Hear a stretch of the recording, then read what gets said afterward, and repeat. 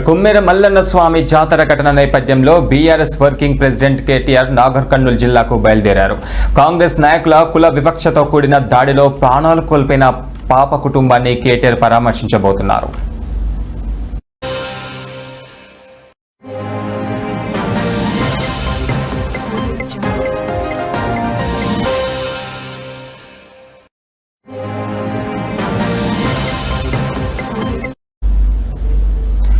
కుమ్మెర మల్లన్న స్వామి జాతర సమయంలో చోటు చేసుకున్న అమానుష ఘటన రాష్ట్ర వ్యాప్తంగా తీవ్ర కలకలం రేపింది. అత్యంత దారుణంగా నిర్దోషమైన 2 నెలల పాప ప్రాణాలు కోల్పోవడం పట్ల రాజకీయ సామాజిక వర్గాల్లో తీవ్ర ఆగ్రహం వ్యక్తమవుతుంది.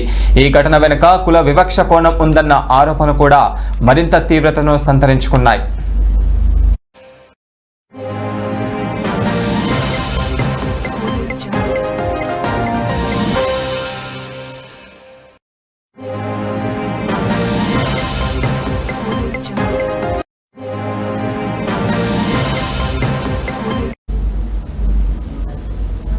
ఈ నేపథ్యంలోనే బాధిత కుటుంబానికి ధైర్యం చెప్పడంతో పాటు న్యాయం కోసం పోరాడడానికి అండగా నిలబడతామని కేటీఆర్ హామీ ఇస్తున్నట్లుగా పార్టీ వర్గాలు వెల్లడించాయి. అలాగే ఈ ఘటనపైన సమగ్ర విచారణ జరిపించి బాధితులపైన కఠిన చర్యలు తీసుకోవాలని ఆయన డిమాండ్ చేస్తున్నారు.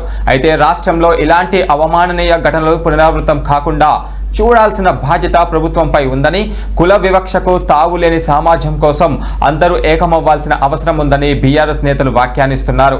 ఇక కేటీఆర్ నాగర్ కర్నూలు పర్యటన రాజకీయంగా కూడా ప్రాముఖ్యతను సంతరించుకుంది.